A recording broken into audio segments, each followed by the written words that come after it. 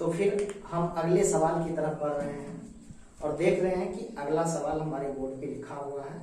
अब इस अगले सवाल को हम हल करेंगे।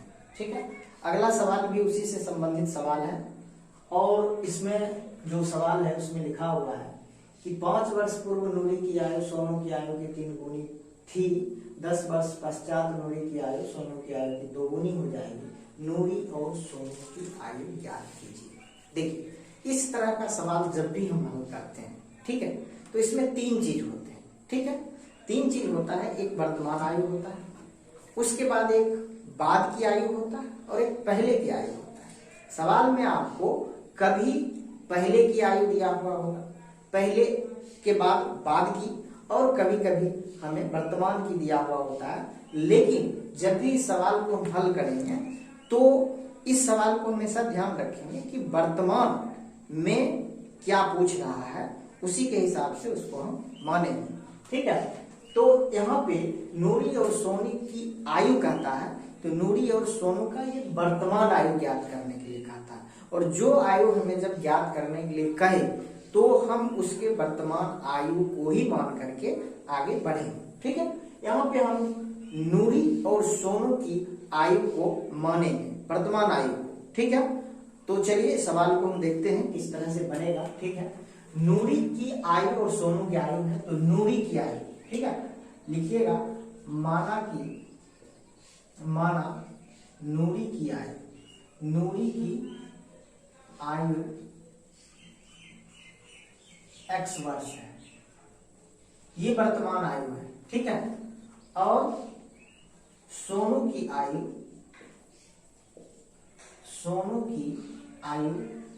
y वर्ष। ठीक है, अब हम सवाल की तरफ बढ़ते हैं और सवाल में हमें जो जो कहता है ठीक हमें वही करते जाना है, ज्यादा सोचने की जरूरत नहीं। कहता है 5 वर्ष पूर्व नूरी की आयु सोनू की आयु की 3 गुनी थी। हमने जो नूरी और सोनू की आयु को माना है वो वर्तमान है और हमें ये कह रहा है कि 5 वर्ष पूर्व, तो हमें इस आयु से काम नहीं चलेगा, हमें इस आयु को 5 वर्ष पूर्व ले जाना पड़ेगा। कैसे ले जाना पड़ेगा? तो अभी जो है नूरी की आयु कितना है? अभी है नूरी की आयु x वर्ष, अभी है x वर्ष, हमें ले जाना है 5 वर्ष पूर्व, तो 5 वर्ष पूर्व इसकी आयु हो जाएगा -5 कर देंगे हम। वर्तमान आयु में से अगर हम 5 कम कर देते हैं तो वो हमें 5 वर्ष पहले की आयु हो जाता है। ठीक है, ये सवाल के प्रथम हिस्से के हिसाब से हम आगे बढ़ रहे हैं। ठीक है, तो ये हो गया 5 वर्ष पूर्व किसकी आयु? नूरी की आयु। उसके बाद हमें चल रहा है सोनू की आयु। सोनू की आयु को भी हमें 5 वर्ष पूर्व ले जाना है, तो 5 वर्ष पूर्व हमें सोनू की आयु क्या मिलेगा? ये मिलेगा y-5। ठीक है, y-5। अब कहता है कि 5 वर्ष पूर्व नूरी की आयु सोनू की आयु की 3 गुनी थी। मतलब ये नूरी की आयु है और ये सोनू की आयु है। इसमें कहता है ये जो है इससे 3 गुनी थी, मतलब ये बड़ा है ये छोटा है। कितना बड़ा है? 3 गुना। तो हमें दोनों को इक्वल करना है, इक्वल करेंगे तभी हमें समीकरण मिलेगा। तो इक्वल करने के लिए, बराबर करने के लिए, जब ये 3 गुना बड़ा है तो इसको भी हमें 3 गुना कर देना है। इससे क्या होगा कि दोनों बराबर हो जाएगा। तो अगर हम इसको भी 3 गुना कर दें तब ये दोनों इक्वल हो जाएंगे। अब इससे हम आगे बढ़ते हैं प्रोसेस के हिसाब से, तो हमें एक समीकरण मिलेगा 3 × y, 3y, 3 plus minus minus 3 × 5, 3 बचे 15। अब जो एक जाति का है जैसे x और y वाले, ये दोनों समजाती हैं, इसको हम एक तरफ ले जाएंगे। x 3y इधर आ जाएगा तो ये माइनस में हो जाएगा -3y, इधर -15 है और इसको हम इधर लाएंगे, ये +5 हो जाएंगे। x - 3y बराबर -10। हमें ये एक समीकरण मिल गया। अब हम क्वेश्चन के दूसरे हिस्से में जाते हैं और देखते हैं कि क्वेश्चन के जो अगला हिस्सा है, प्रश्न का दूसरा भाग है, वो क्या कह रहा है। वो कहता है 10 वर्ष पश्चात। अब हमें पहले 5 वर्ष पहले गए थे, अब हम 10 वर्ष बाद जाएंगे। 10 वर्ष बाद क्या है? 10 वर्ष बाद कहता है नूरी की आयु सोनू की आयु की 2 गुनी हो जाएगी। ठीक है, तो हम लिखेंगे प्रश्न के दूसरे हिस्से से। ठीक है, प्रश्न के दूसरे हिस्से में है कि 10 वर्ष पश्चात, तो वर्तमान के 10 वर्ष पश्चात हमें जाना है।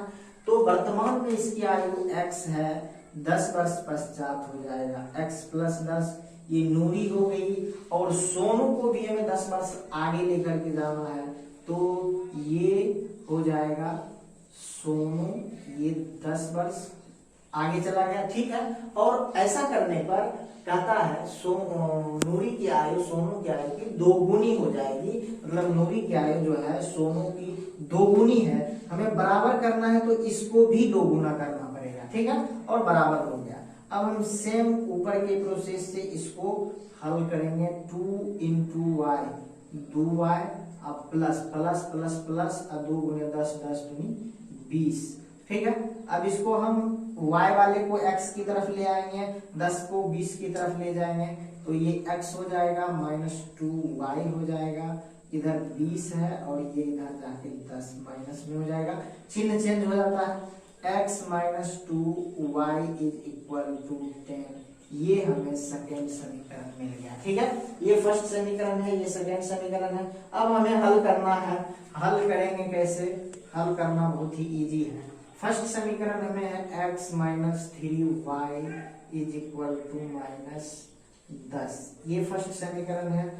दूसरा समीकरण x - 2y = 10, ये सेकेंड समीकरण। अब देखिए हम क्या करते हैं, इसको x को घटा देते हैं, बिल्कुल इजी है। अगर हम माइनस कर देंगे, घटा देंगे, तो x और ये x खत्म हो जाएगा। घटाएंगे तो चिन्ह बदलेगा, तो चिन्ह बदल देंगे, ये कट गया, ये 3 में से 2 चला गया, तो -y ही बचेगा इसमें, और ये 20 हो जाएगा। ठीक है, ये कट गया, y का वैल्यू हो गया 20। अब y का वैल्यू निकल गया।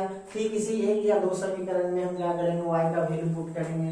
तो हमें पहला समीकरण x - 3y कितना निकला है 20, और ये हमें निकला है, ये हमें 10। x - 20 दिया 60, ये 10 x, ये 60 को हम इधर लाएंगे, ये प्लस 60 हो जाएगा, x कितना हो जाएगा 50। ठीक है, x मतलब क्या, नूरी की आयु। तो ये हमें नूरी की आयु दिया। नूरी कितनी आयु का है, ये 50 साल का है, और सोनू कितने की है, सोनू कितने का है 20 साल का है। यही आंसर हमें प्राप्त होता है। ठीक है, ओके।